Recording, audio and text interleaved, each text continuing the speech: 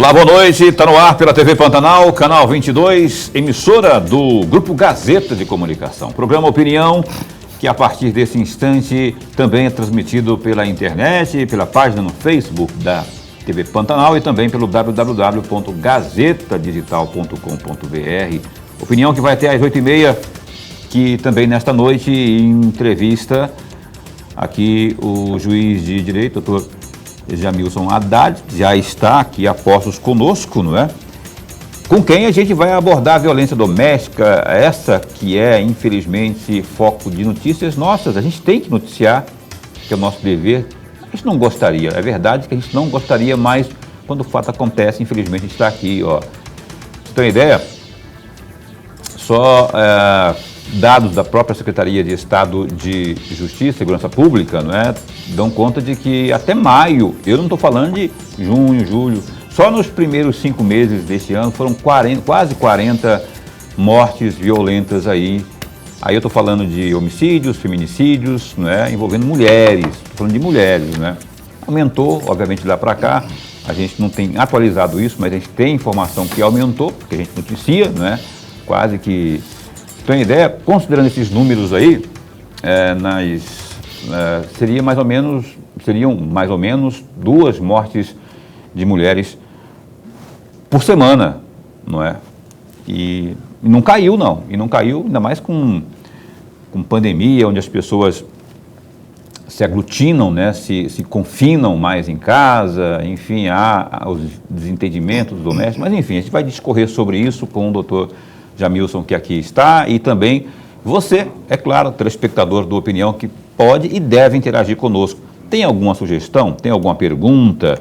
Tem alguma crítica, elogio? Enfim, esteja bem à vontade, porque a gente está aqui justamente para fazer uma extensão aí da sua opinião, dos seus sentimentos, com o programa ao vivo, 99932-2529, é o WhatsApp que está aí já exposto na sua tela. O Lorenberg Alves, professor, membro da Academia Mato Grossense de Letras, portanto, imortal, está aqui comigo. Muito boa noite, meu caro. Boa noite, meu amigo Paulo Coelho, e um grande abraço, mas um grande abraço mesmo a todos os nossos telespectadores, a razão maior do nosso programa. Verdade. Olha só, doutor Jamilson, bom tê-lo de volta aqui. O senhor esteve aqui no passado não muito distante, falando sobre esses mesmos temas. A gente fala. É importante falar? É. Agora, a gente, como eu falei aqui nessa introdução minha aqui, dados que a gente tem da Secretaria de Estado de Segurança Pública, um negócio que a gente não consegue se livrar, rapaz. Tem a ver com a pandemia, esse momento que a gente está vivendo, que infelizmente a gente tem que estar noticiando esse tipo de situação. Quando não morte, mas a pessoa, a mulher que é agredida, o filho, o menor que é agredido, enfim, esse tipo de problema no seio familiar. Que se deve isso? O que fazer, se é que há uma fórmula, talvez não mágica, mas um procedimento, um comportamento, sei lá, para que isso possa diminuir, porque não sei se, enfim, está atrelado à pandemia. Eu queria que você desse umas pinceladas sobre esse assunto na sua abertura aqui. Boa noite, bom tê-lo de volta. Boa noite, é uma honra estar aqui no programa Opinião, Paulo, o professor Lorenberg, aqui com vocês, debatendo temáticas tão relevantes para a nossa região, para a nossa cidade, para o nosso estado, para os brasileiros. E o tema da violência doméstica é algo que, infelizmente, aflige Cuiabá, Mato Grosso, Brasil e, por que não, o mundo, né? E quando nós temos a questão humana sendo atingida, ela é objeto de grande preocupação dos estudiosos, das autoridades constituídas, das famílias, né? E das pessoas. A temática da violência doméstica, ela não guarda uma relação direta com a pandemia, mas a pandemia implica e interfere de maneira significativa nas relações humanas. Por conta disso que eu falei, do confinamento, pai e mãe junto, o pai começa a beber, não sei o quê, tem a ver com isso? O confinamento, ele gera uma dificuldade relacional entre as pessoas. Você aumenta a tensão, o estresse, as pessoas que têm dificuldade de diálogo, especialmente, ou que têm dependências do álcool, de substâncias entorpecentes, ou tenham questões de problemas mentais, emocionais, de desequilíbrio, isso implica no uso da violência para a resolução dos problemas. E esse uso da violência, ele vai, infelizmente, na parte mais vulnerável da relação, nas mulheres, nas crianças, nos idosos, né? Então, se você tem um isolamento social, uma segregação das pessoas são obrigadas por questões sanitárias, por questões de vida e pelo medo em relação ao vírus, isso por si só já gera um estresse, aumenta a tensão no ser humano e reverbera nesses relacionamentos, nas famílias, nas relações de trabalho, né, nas relações domésticas, né, no âmbito relacional humano. Então, esse período de pandemia trouxe várias questões para a humanidade, né, e não deixou de trazer questões também nas temáticas da violência doméstica. Você tem, no período da pandemia, você teve um aprimoramento das questões digitais, do uso da tecnologia, uma moldagem também da comunicação, você tem desenvolvimento de remédios, de ações na saúde das pessoas, novas tecnologias de trabalho onde o homem está tendo que se reinventar, e isso também com muito desemprego, né, com a afetação da questão econômica, e o desemprego, a dificuldade financeira também, infelizmente, reverbera diretamente nas relações humanas e implicam também na tensão entre homens e mulheres. Professor Lorenberg. Juiz, antes de mais nada, a nossa alegria, mas a alegria mesmo de contar mais uma vez com o senhor aqui. O nosso programa ganha e ganha muito. O amigo telespectador já está ganhando e ganhando muito com a presença do senhor. Eu tenho alguns assuntos que eu gostaria de ouvi-lo, sobretudo no que diz respeito à legislação e à aplicação dessa mesma legislação. Mas o primeiro assunto que eu gostaria de fazer ao senhor, a primeira questão, eu já ouvi por várias vezes particulares, populares, reclamando muito que a fulano de tal agrediu a mulher, mas está solto, livre, tranquilo, sem nenhuma punição. Eu já ouvi essas frases muitas e muitas vezes. E aí me veio à cabeça da seguinte pergunta: quando não há necessidade da prisão do agressor?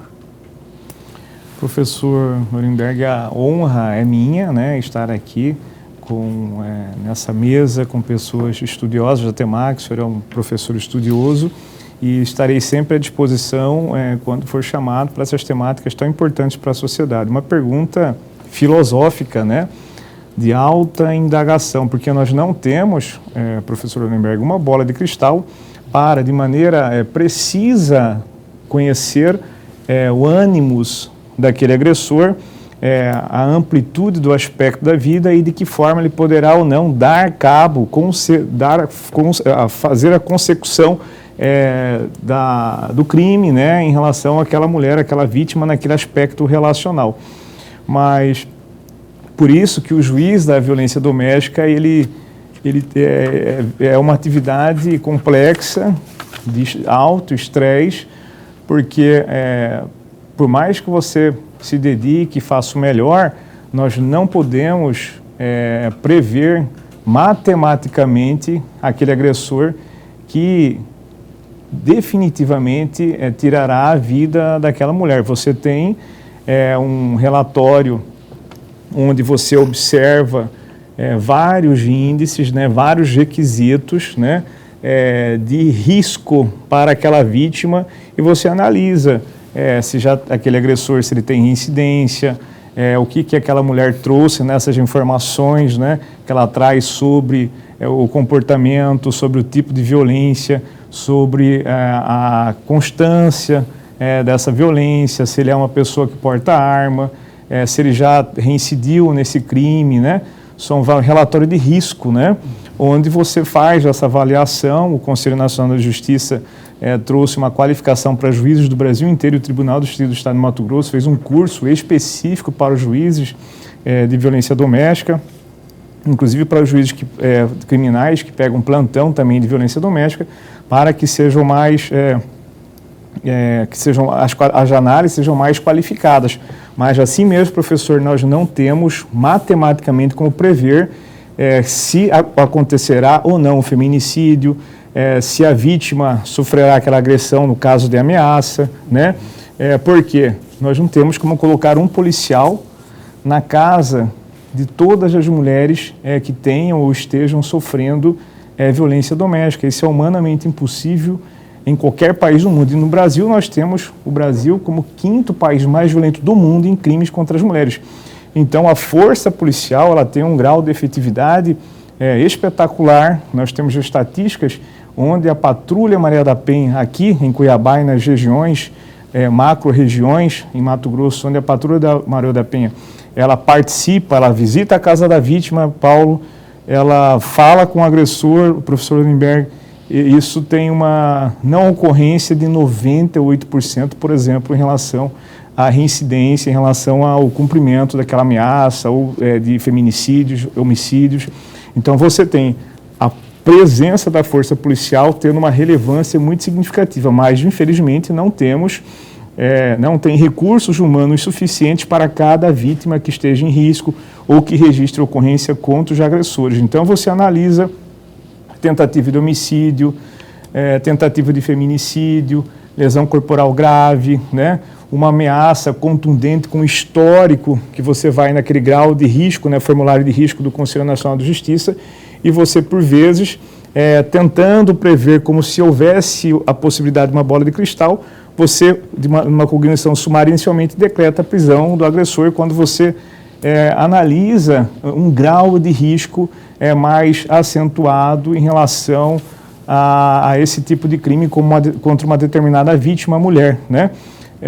Mesmo que seja uma simples ameaça, porque da ameaça nós podemos, de ameaça de morte geralmente, né, nós temos a possibilidade de implicar em crimes maiores, inclusive de lesões corporais graves, computações, perda de membros, ou práticas de homicídio, que no caso é o feminicídio, quando praticado crime de ódio em relação à mulher, né? Então você tem uma previsibilidade dentro da sua experiência, dentro daqueles requisitos objetivos e subjetivos nesses formulários de risco, né? Você analisa e por vezes tem que, infelizmente, decretar a prisão, ainda que seja inicialmente do agressor. Mas a prisão no Brasil, e os juízes, eles estão adstritos, devem obedecer à Constituição, às leis de ordenamento jurídico vigente. A prisão é a última das medidas a serem adotadas contra o agressor. E, professor, nós já falamos assim, isso aqui em um outro ângulo, né? Mas o Brasil tem a 4ª maior população carcerária do mundo. E se eu perguntar para você, você se sente seguro? Não. Você, Paulo? Não. Se eu perguntar para o telespectador, muito provavelmente todos responderão que não se sentem seguros. Eu não me sinto seguro, mesmo tendo uma superpopulação carcerária. Isso significa que a solução não é definitivamente a prisão.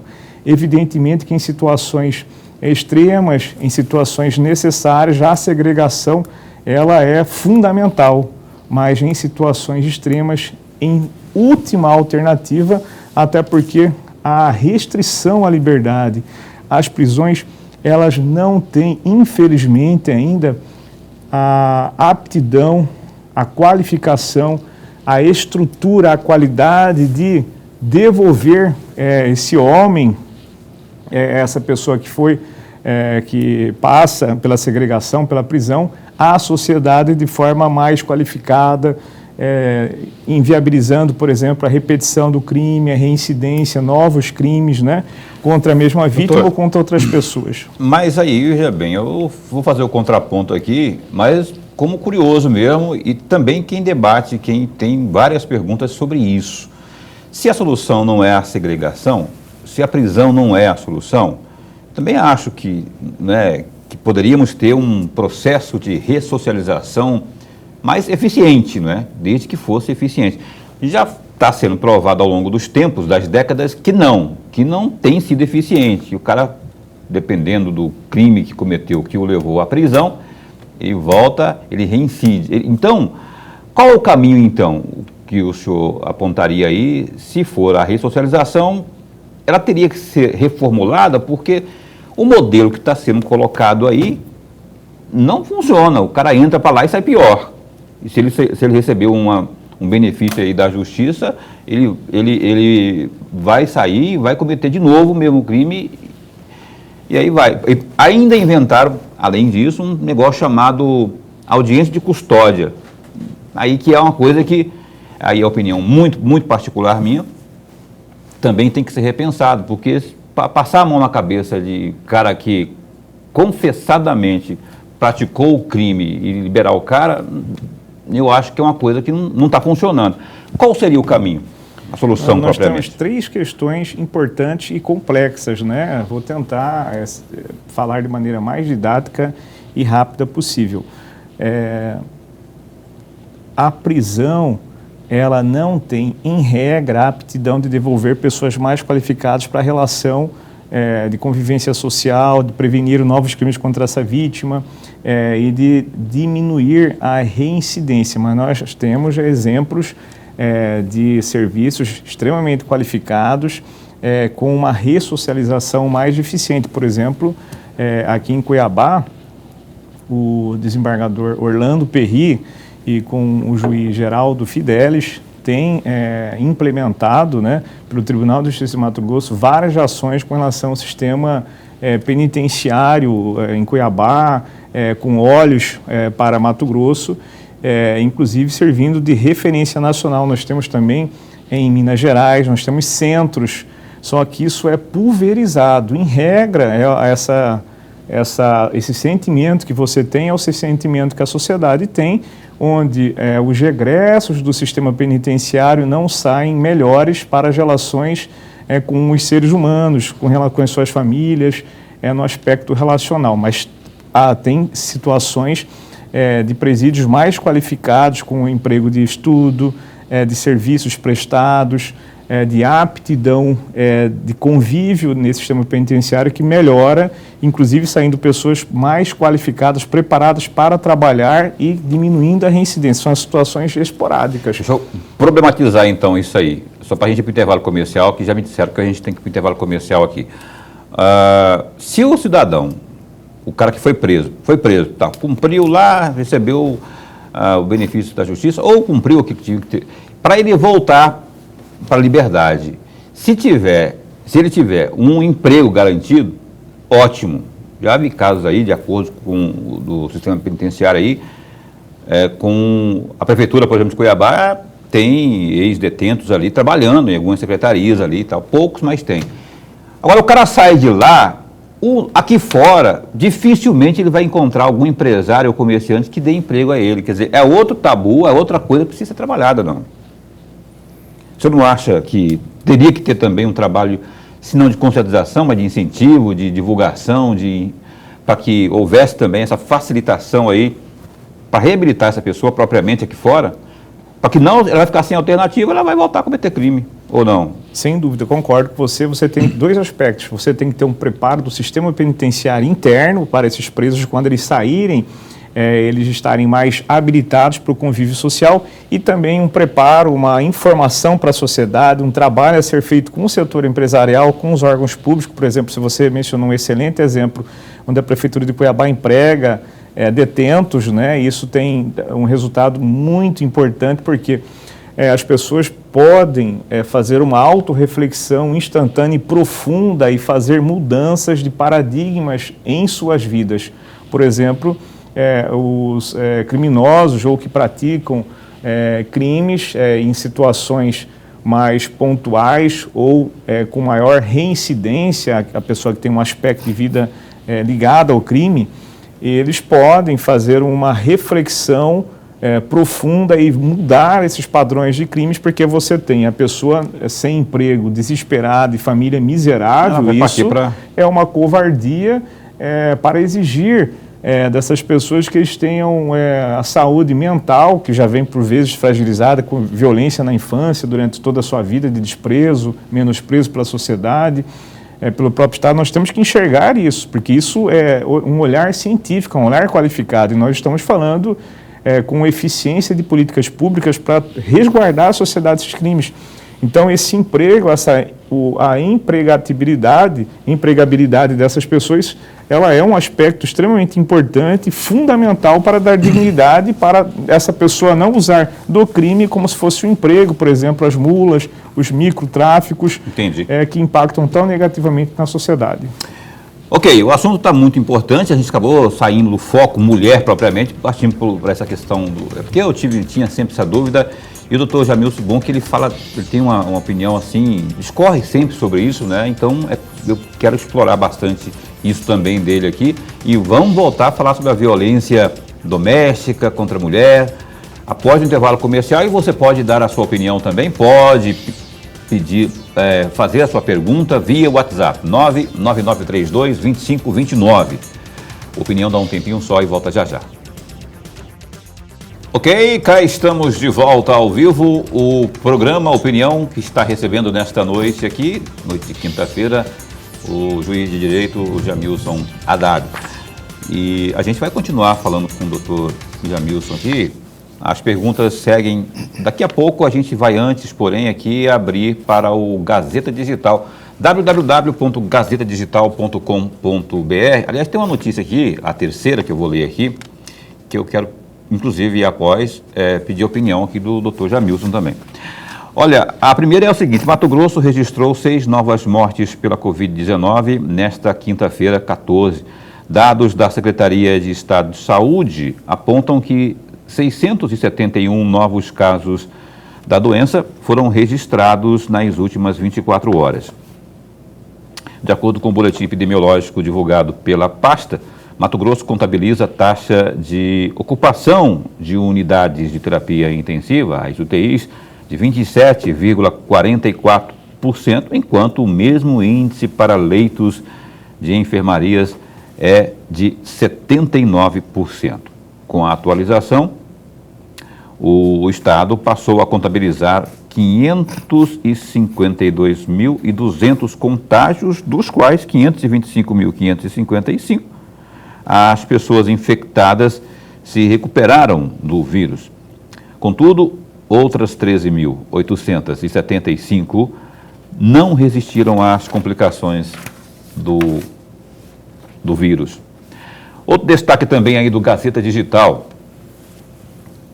Criado pelo governo do estado no auge da pandemia para testes e também consultas da população com suspeita de Covid-19, o centro de triagem, montado ali na Arena Pantanal, fecha as portas nesta sexta, dia 15. Haverá aí uma cerimônia e também uma missa em homenagem e também agradecimento aí a todos os profissionais de saúde que se dedicaram ao combate do novo coronavírus, conforme explicou aí o secretário de Estado de Saúde, o Gilberto Figueiredo, na manhã de hoje, quinta. O local foi aberto em junho do ano passado. Com o fechamento do local, onde a população seguia com testagem, atendimento médico e também tomografia e até o encaminhamento a unidades de referência em casos mais graves, a responsabilidade para atender a essas pessoas será retornada aos municípios, questionado se as prefeituras terão capacidade para receber esses usuários. O secretário, ele foi categórico, o Gilberto Figueiredo, passando aí então essa atribuição, dizendo que a parte do Estado foi feita, portanto, está aí no Gazeta Digital. Mais detalhes dessa informação é só digitar aí, www.gazetadigital.com.br.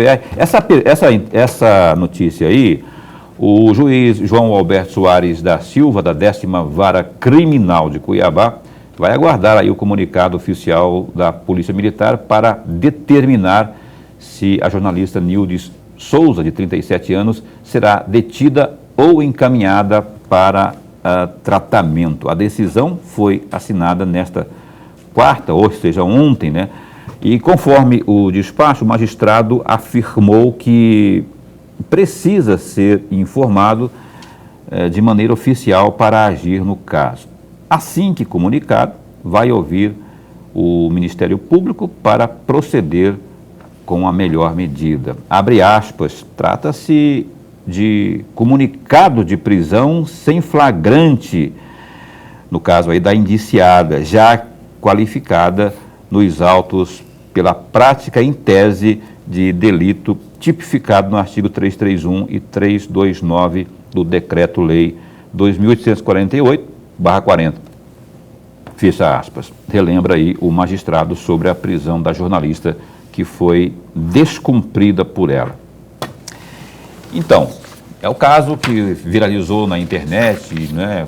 2 vídeos. O primeiro, eu estou rindo aqui porque houve reincidência, né? E depois ela foi também, houve um segundo vídeo aí que também... Doutor Jamilson, eu tenho que passar para o Lorenberg fazer pergunta, mas eu gostaria que o senhor fizesse um breve comentário a respeito disso. É uma mulher, não é? No meu caso aqui é uma colega jornalista, né?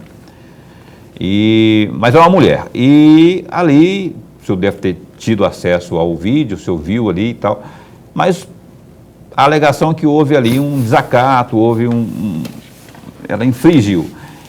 E eu gostaria que o senhor fizesse um breve comentário sobre o que o senhor viu, se o seu colega está certo, não quero colocá-lo em saia justa, mas aparentemente está certo, né? Ele quer fazer a coisa correta. Mas qual que é a sua avaliação sobre esse caso aí, onde aparentemente, visivelmente, pelo vídeo, a gente viu que foi um desacato, mas não sabe as circunstâncias. Eu queria que você fizesse um comentário breve sobre isso. Olha, Paulo, primeiramente eu não posso falar sobre caso concreto, né, que esteja sobre competência de outro colega, porque a Lei Orgânica da Magistratura, o Código de Ética, me proíbe. E eu posso até afirmar que, se esse caso for encaminhado para o Dr. João Bosco Soares, é um juiz extremamente preparado, responsável, e pelo despacho que você está dizendo aí dele estar se precavendo para ser informado e ter mais informações sobre o caso, demonstrando a responsabilidade dele de maneira acertada em lidar com essa situação. Evidentemente que são imagens tristes para essa pessoa, para essa mulher, e triste também para a sociedade no aspecto de eventual prática de crime, e tem que analisar a questão de saúde e as implicações em relação a esse fato. Eu não posso falar que eu não tenho conhecimento, e será critério de avaliação, e o juiz é um juiz altamente capacitado e responsável, e vai ficar ao encargo dele, e o despacho foi de maneira muito responsável, se precavendo e já informando previamente que está à disposição para fazer os encaminhamentos de acordo com o que chegar a ele. Tá certo, eu respeito a opinião do senhor, eu concordo, inclusive, que o senhor não pode, já que é um assunto concreto, não é? Eu também conheço o trabalho do Dr. João Bosco, pelo menos até onde eu sei, muito sério, então ele está envolvido nisso aí, ele vai dar o melhor prosseguimento possível a esse assunto aí, que nos deixa triste por vários assuntos, né? Por isso que falou aqui o doutor Jamilson, né? As imagens são tristes, né? Só que fazer juízo de valor não dá para entender, né? A violência propriamente não... Aí tem aquela história, né? Mas quando quem estava gravando, eu acho, no primeiro vídeo, dizendo assim, não, é uma mulher, não a imobilize, é uma mulher. Aí tem outro detalhe também, né? É uma mulher? É mais frágil? É. Aí tem aquele procedimento da própria Polícia Militar, não quero que o senhor faça comentário que o senhor não queira, mas o fator de ser mulher propriamente aí, ele dá mais psicologicamente poder à pessoa? Sou mulher, eu posso tudo? Olha, eu não vou falar sobre esse caso jornalista, não, caso mas genérico, vou falar numa situação geral. A lei, ela é para todos. Se for contra o homem, ele responderá como ser humano, a mulher também responderá como ser humano, inclusive adolescentes infratores também, tem o Estatuto da Criança e Adolescente de 1990, que responde também a adolescentes por atos infracionais. Então, qualquer ser humano agindo em desacordo com a lei, ele deverá, sim, responder, e não estou dizendo desse caso específico. Não, sim, independentemente de ser homem ou mulher, a lei deve ser para todos. Então, eu fiz questão de frisar porque pedi uma opinião genérica, né? Sobre o caso, a gente entende que o doutor Jamilson, ele não vai entrar na questão específica, evidente, né, para não atropelar o processo, não ter interferência nenhuma, e a gente entende aqui. Eu não podia deixar de perguntar, né, pelo menos em termos de opinião genérica dele sobre situações como essas. Professor Lorenberg, desculpa aí ter tomado aqui sobre esse tempo aqui, mas eu tinha que perguntar sobre isso aqui, esteja à vontade. Não, mas o assunto é pertinente. É o assunto do dia, né? Juiz, tem uma coisa aqui, tem uma audiência especial aqui, que eu gostaria muito de ouvi-lo, até porque o senhor criou esta audiência, onde manda chamar o agressor e ali, ele nessa audiência, passando todas as informações negativas sobre a cultura da violência. Eu tenho particularmente, eu confesso ao senhor, que eu tenho particularmente a maior atenção a essa audiência aqui. E aí eu vou fazer três perguntas, vou fazer as três juntas, até para que dá tempo o senhor discorrer sobre esse tipo de audiência, para que o amigo telespectador também possa entender melhor. A primeira questão, essa audiência tem sentido de fato, surtido de fato os efeitos desejados? A segunda questão, o senhor já presenciou nesse tipo de audiência o agressor se mostrando desconhecimento sobre o seu caráter violento?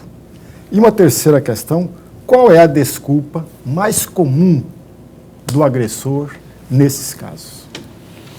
Olha, professor Lorenberg, eu desenvolvi 2 projetos com audiências coletivas com as mulheres vítimas de violência doméstica, com palestras, tratamentos, encaminhamentos, com exercícios sistêmicos, né, do direito sistêmico, e com os homens agressores, aquelas audiências públicas, grupos reflexivos também, onde o homem, ao ser convidado, tanto o homem quanto a mulher já eram convidados, esses trabalhos foram expostos por 2 vezes em fóruns nacionais, né? E também no início, logo que eu vim promovido para Cuiabá, se não me engano, em 2012 ou início de 2013, eu fiquei diante de uma situação muito difícil, uma mulher grávida, né, e já tinha um filho, o marido a agrediu e a ameaçou de morte, eu decretei a prisão dele, o advogado insistentemente garantindo que ele não faria mais nenhum crime, que era uma situação esporádica, única na vida dele, mas a ameaça foi muito, ele bateu ela grávida e a ameaça foi muito contundente. Aí, 15º dia de prisão, o advogado foi lá, eu falei, olha, eu não tenho uma bola de cristal, né? Eu falei, puxa, meu Deus, me ilumine, o que eu devo fazer, porque o empresário, ele era ligado à construção civil, um gerente, ele ia perder o emprego, porque já estava 15 dias preso, e o empresário não tinha como mais segurar, porque estava tendo prejuízo, né? Então ele viu, olha, essa família vai ficar desamparada, foi uma situação esporádica na vida desse homem, ele precisa ser colocado em liberdade. Então, confesso que fui para o meu gabinete, mentalizei assim, Deus me ilumine, me ajude para que eu possa fazer o melhor. E vendo, eu pensei de que forma eu poderia conversar pessoalmente, presencialmente com esse agressor no início da situação, que nós tínhamos uma situação que tinha acabado de acontecer de medida protetiva e um decreto de prisão sem maiores provas, somente baseado na palavra da vítima, que tem relevância para a Lei Maria da Penha, né? E eu criei a figura da audiência da demonstração. Na época saiu até no jornal, no Estadão de São Paulo, né? E deu uma grande repercussão a movimentos de mulheres, indagaram como se fosse um puxão de orelha, só sermão, né? Um sermão, e na verdade não tinha nada a ver com isso. O que eu queria observar naquela audiência da demonstração? Eu fiz uma reunião com os movimentos de mulheres, com a Defensoria Pública, o Ministério Público, e todos me apoiaram, compreenderam qual era a intenção e assinaram de maneira formal, por escrito, concordando, né, e achando muito positivo. Ficou até sob projeto de lei no Congresso Nacional, um deputado federal e um senador propuseram, ficou em tramitação no Congresso Nacional, a audiência da demonstração. Qual que era a intenção, professor? Era olhar tete a tete no agressor, qual que foi a circunstância que levou ele a praticar aquele crime. Qual que era a reflexão que ele fazia naquele momento sobre aquela circunstância que o levou a praticar aquele crime. E qual que é a expectativa que ele tinha na prisão e na possibilidade de ele ser solto. Evidentemente que as palavras podem expressar qualquer tipo de conteúdo. Mas você olhando, com a experiência, eu já vou fazer 23 anos de magistratura, né? Na época eu já tinha 13 anos de magistratura, logo que eu vim promovido para cá, e o juiz estava numa sinuca de bico. Eu tinha decretado a prisão de um homem, de um pai de família, uma mulher grávida, ele era a fonte de renda, com uma criancinha pequena, e ela gestante, uma ameaça muito contundente, e ele na beira de perder o emprego, e já há 15 dias preso. Então eu conversei, ele chorava, ele tremia, ele falou, puxa, doutor, agradeço tanto essa oportunidade que o senhor está me dando de falar aqui, olhando para o senhor. E eu lhe garanto, chorando muito, muito emocionado, que ele jamais tivesse oportunidade de não perder o emprego, ele praticaria mais nenhum crime, que ele tomou uma reflexão preso, né, sobre o quão equivocado foi aquela situação única na vida dele em relação à violência contra as mulheres, um homem trabalhador. E eu vi assim, eu pude avaliar na expressão corporal, no juízo de valor, na reflexão que ele fez, eu soltei, concedi, Paulo, professor Lindenberg, a liberdade provisória para ele, né? Mantive as medidas de proteção e eles tremendo, e eu vi aquele olhar de gratidão muito profundo por parte dele. Depois, a mulher voltou lá no meu gabinete para agradecer e para informar, inclusive, fotos do chá de bebê, né? Eles se separaram, né? A mulher não quis mais continuar com aquela relação, mas tiveram uma relação de respeito em relação aos filhos, né? Permaneceram como mãe e pai respeitosos com os filhos, e ela ficou extremamente grata, agradecida, não teve reincidência. Ele começou a tratar com muito respeito, e a vítima, a mulher, foi lá me agradecer por essa tudo. Ele não perdeu o emprego e pôde continuar sustentando os filhos. Olha só, nós estamos entrevistando aqui o doutor Jamilson Haddad, juiz de direito, e nós vamos continuar esse papo daqui a pouco. Antes de ir para o intervalo comercial, tem uma notícia boa para dar aqui a você, telespectador do programa Opinião. O Cuiabá venceu, nosso Cuiabá Esporte Clube venceu na noite de hoje, na Arena Pantanal, ao Sport de Recife. Foi 1-0, né, Boca? Foi 1-0, estava 1-0, sei que acabou o jogo, o Cuiabá ganhou, não sei se ampliou o marcador, mas vitória do Cuiabá. Depois eu pedi para o Boca, para a Caroline, checar a classificação, como que fica o Cuiabá, que estava parece que em 12º lugar, 10º lugar, enfim, estava com 30 pontos, agora vai para 33, estava com 31, agora vai para 34. Aí daqui a pouquinho eu trago para você mais essa informação aí, só que a informação principal é que o nosso Cuiabá, o nosso Dourado, ganhou mais uma, até que enfim ganhou mais uma aqui na Arena Pantanal. Opinião dá um tempinho só e volta já já. Pois bem, cá estamos de volta ao vivo com o programa Opinião nesta noite de quinta aqui. Só complementar aqui uma informação, que nem eu disse no bloco anterior, o Cuiabá Esporte Clube venceu por 1-0 ao time do Sport de Recife, agora à noite na Arena Pantanal. O Cuiabá está indo para o 9º lugar na tabela com 34 pontos. É isso? É isso. Então, e o próximo jogo do Cuiabá é simplesmente com o Flamengo. Aí eu vou ficar neutro, que nem diz minha mãe, eu vou torcer para o empate. Então, lá em casa é assim, meu irmão é corintiano, eu sou flamenguista, ela torce pelo empate quando o Flamengo e Corinthians jogam, né? Então, vamos esperar aí.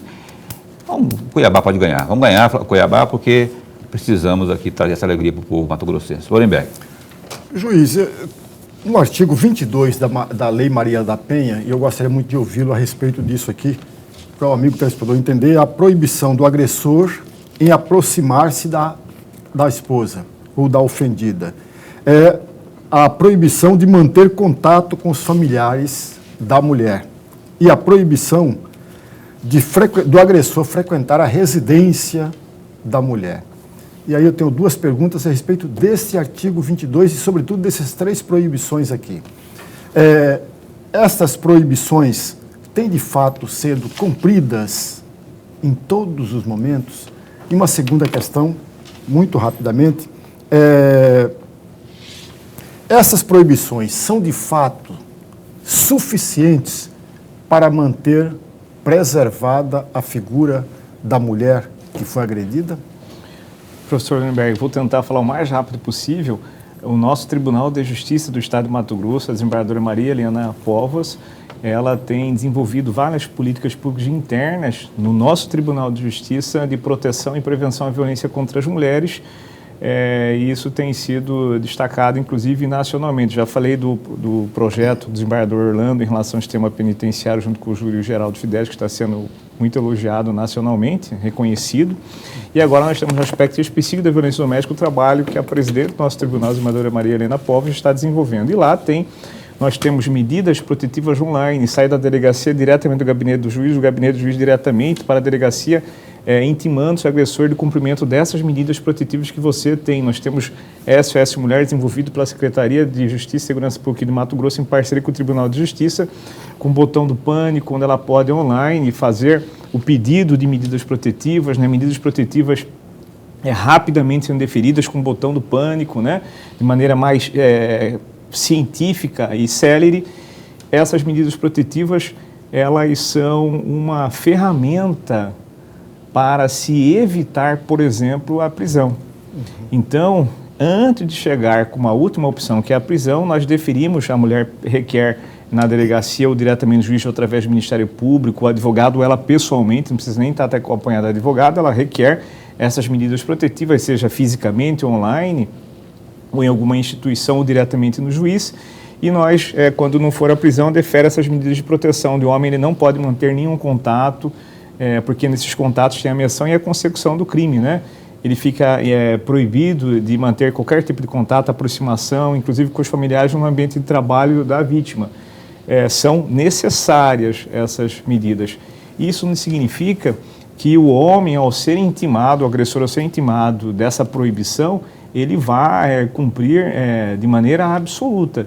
Tem sido muito eficiente. Então, a pessoa que tem um equilíbrio emocional ou que não é dada a prática reiterada de crimes, ou está no seu juízo normal, sem efeito de substância entorpecente ou do álcool de maneira acentuada, em regra, ele não se aproxima e não mantém contato com as mulheres vítimas. Porque no descumprimento hoje, além de ele ser preso, a jurisprudência maciça fala que cabe a prisão, ele ainda vai responder por mais um processo crime. Então, todos os agressores, aqueles que têm uma medida protetiva extremamente importante, pergunta do professor Hollenberg, eles precisam cumprir rigorosamente essa proibição de qualquer tipo de aproximação, contato, inclusive no ambiente com relação a essa mulher vítima da violência doméstica. Senão ele vai responder a outro crime, mais um crime e a prisão. Agora, evidentemente, que o ser humano nós não podemos matematicamente prever qual será o comportamento. Tem pessoas que desafiam a lei, desafiam as instituições, né, que retiram inclusive a própria vida, né, e retiram vida dos semelhantes por ódio, por situação de ciúme exagerado, por desequilíbrios, na cultura em relação ao homem olhar como se a mulher fosse posse. Infelizmente ainda temos essa situação. Muitos não cumprem e acabam respondendo por descumprimento de medida protetiva, sendo encaminhados para a prisão.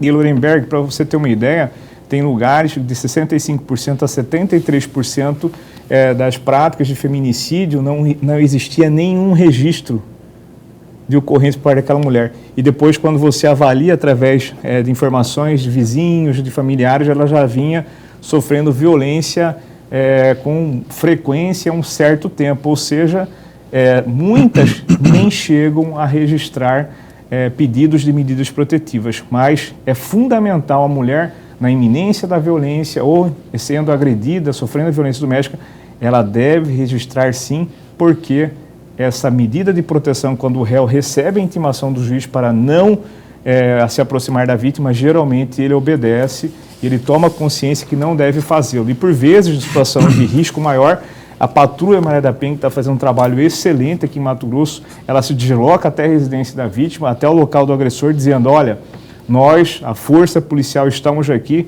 não pratique mais violência, não cumpra com essa sua ameaça, e falando para a vítima também, nós estamos aqui para te proteger do que você precisa, e conversando com a vítima, isso dá uma sensação de segurança muito grande, fazendo patrulhas e dando os meios para que ela possa comunicar imediatamente a Patrulha Maria da Penha em situação de risco, né, com o botão do pânico, por exemplo. Então, a Patrulha Maria da Penha está fazendo um trabalho excepcional nesse aspecto, mas não tem como, em todas as residências, com todas as vítimas, ter uma polícia, um policial ali para evitar que aconteça crimes ou crimes de feminicídios, por exemplo. E vale aqui ressaltar, não é a primeira vez que o doutor Jamilson faz referência aí positiva à Patrulha Maria da Penha, não é? É limitada, tem um contingente limitado.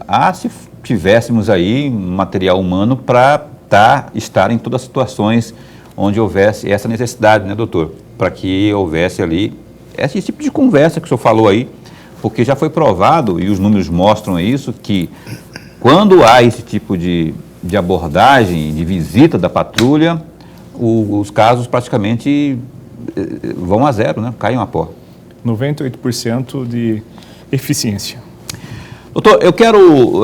o senhor falou aqui no bloco anterior, e eu fiquei pensando, está socialmente ligado ao fator social, econômico, a incidência de crimes, sejam eles os crimes fatais ou esses que tragam aí tipo de lesões, enfim. É uma coisa mais de pobre ou tem rico também, a incidência também? Porque a aparência que a gente tem, aparentemente a gente vê que é uma coisa que as classes menores, as classes mais frágeis, né, socialmente, os mais pobres, que têm esse tipo de incidência. Olha, Paulo, é uma pergunta acadêmica e prática, né, de autoindagação, mas hoje nós não temos mais classes sociais. Essa separação, né? Nós temos pessoas miseráveis, já pessoas altamente abastadas, que incidem em mulheres como vítima dessa violência e homens agressores com os filhos presenciando essa violência dentro de casa, independentemente da classe social. Evidentemente que quanto mais vulnerável a população, você deu um exemplo aqui da pandemia, a perda de emprego, o aumento do consumo de substância entorpecente ou do álcool, o estressamento na relação gera a potencialidade de dificuldade de diálogo e a prática da violência. Então, se você tem a população sem políticas públicas, sem acesso a uma educação com qualidade, sem um desenvolvimento através de políticas públicas para uma qualidade de vida, para uma compreensão e para lidar com os problemas sem o emprego da violência, você estará melhorando o aspecto de qualidade na relação da sociedade e diminuindo a incidência de crimes, não somente de violência doméstica, mas em todas as áreas de crimes, que você vê isso em países mais desenvolvidos, com a incidência bem menor, porque a população está no grau de evolução cultural, de dignidade humana, melhor, num patamar melhor, e isso implica diretamente na melhora na relação, na diminuição da prática de crimes. Entendi. Lorenberg. Juiz, o senhor participou de uma audiência pública no Senado, em especial a Comissão de Direitos Humanos, e naquela oportunidade o senhor fez uma fala e o senhor concluiu dizendo o seguinte, aliás, o senhor reforçou a necessidade de equipes multidisciplinares para o atendimento adequado dos casos de tratamento na tentativa de reduzir o número de homicídios de mulheres. Essa é a conclusão do senhor. O senhor repetiria hoje, da mesma forma, se essa audiência pública realizasse hoje? Eu não me lembro se foi em 2014, 2014, parece. Foi 2014 exatamente. Pelo Senado. Eu fiquei muito honrado, não fui avisado previamente, recebi o convite do Senado Federal para representar o Judiciário Nacional naquela época, né? Eu tinha criado a figura da audiência de demonstração, acho que deu uma repercussão nacional, e eu fui convidado e me senti muito honrado representar o nosso Tribunal de Justiça naquela audiência. E as equipes multidisciplinares, professor Lorenberg, elas são, na questão da violência doméstica, elas são fundamentais para dar maiores elementos para os juízes e para as partes, né, para as vítimas, para os homens agressores, porque você tem ali assistentes sociais, você tem psicólogos que visitam e fazem relatórios para os juízes, fazem encaminhamento com relação a essas partes, as vítimas, as crianças, né, psicólogos fazendo depoimento sem dano. Então, uma equipe especializada que, inclusive, ela era invejada, uma inveja positiva, né, por parte de outros tribunais, porque o nosso tribunal já criou as varas de violência doméstica com essas equipes multidisciplinares. Então, era uma referência nacional. E eu posso dizer que o desembargador Carlos Alberto Alves da Rocha deu total apoio para os juízes de violência doméstica, e agora nós estamos tendo a felicidade de ter uma mulher, a desembargadora Maria Helena Povas, também como política pública interna de prevenção e combate a essas violências. Então você tem dois focos, uma do sistema carcerário, desembargador Orlando Perry, juiz Geraldo Fidelis, outra, uma política interna pública do Tribunal de Justiça, desembargadora Maria Helena Povas, em relação à prevenção e combate no site do próprio tribunal, políticas em todas as comarcas, em todo o estado de Mato Grosso, em parceria com a Secretaria de Segurança Pública, de prevenir e coibir essa violência contra as mulheres, demonstrando, olha, quebra o ciclo a campanha do tribunal. As forças do sistema de justiça estão aqui para aquele que quiser tirar a vida da mulher, que quiser praticar crime, né? E dizendo que a mulher tem que registrar essas ocorrências. Então, nós estamos tendo uma política de continuidade, de efetividade, de aprimoramento, com vários cursos de capacitação dos juízes, a desembargadora Clarice com cursos de justiça restaurativa, direito sistêmico, constelações familiares, mediação, né, mediação civil, penal, inclusive o Tribunal de Justiça fazendo expansão nas varas de infância e juventude em relação à justiça restaurativa, círculos de construção de paz. Então, o Tribunal de Justiça do Estado de Mato Grosso ele tem feito, se desdobrando, além dos processos, professor Ehrenberg, de maneira concreta, estendendo políticas públicas junto à sociedade, junto às comunidades, não somente nos processos, mas o trabalho é árduo, é amplo e existe a necessidade de políticas públicas permanentes de educação, de emprego, Paulo, de conscientização que nada justifica essa violência. As crianças, os alunos precisam receber uma educação de qualidade desde o início da sua vida escolar. E esse tema também ele é importante, e esse falar é um falar positivo, sem situações de radicalismos, seja de ideologia de uma área ou de outra, de esquerda ou de direita, mas os alunos conversando, e minha filha, eu tive a honra e a alegria que ela participou desse projeto de lei, que foi encaminhado pelo deputado Emanuelzinho, né, que hoje virou lei, de audiências de grupos reflexivos com os homens, e onde os alunos, as crianças podem falar sobre a Lei Maria da Penha, sobre a violência contra as mulheres, os meninos saberem que nada justifica agredir as coleguinhas, a irmã, e que a menina também saber que ela não pode ser objeto de violência por parte do colega, do amiguinho. Ótimo. Isso gera uma influência não somente na sala de aula, como em relação aos seus pais. É uma efetiva possibilidade, um novo paradigma comportamental para melhorar a qualidade de vida e da relação entre homens e mulheres no nosso Brasil.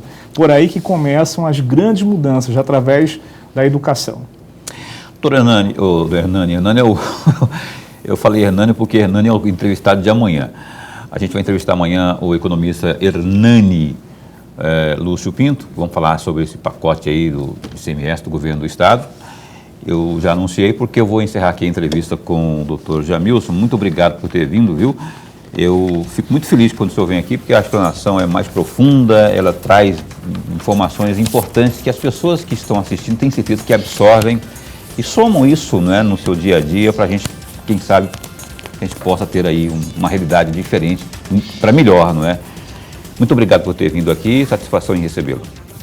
É uma honra, Paulo, professor Ehrenberg, estar aqui representando o Tribunal de Justiça, uma instituição que eu agradeço a Deus todos os dias por permitir exercer essa função de juiz e esperando poder fazer o meu melhor junto à população que tanto sofre e se preocupa com relação à violência contra as mulheres. Nós temos juízes altamente preparados e o programa Opinião da TV Cultura está demonstrando sua... TV Pantanal. Da TV Pantanal, né, Opinião da TV Pantanal está demonstrando sua responsabilidade social a trazer esses temas importantes para a sociedade, como o tema da violência contra as mulheres. Beleza, muito obrigado e você está sempre bem-vindo aqui, viu? Eu agradeço. Esse espaço está sempre a postos para bem informar. Um abraço para sua irmã, uma das grandes juízes, brilhantes juízas que esse país tem, né? Mato Grosso não, o país, doutora Amine Haddad, a quem eu mando um abraço, né? Grande magistrada, a gente adora, inclusive, está na hora de senhora vir aqui, viu, doutora Amine?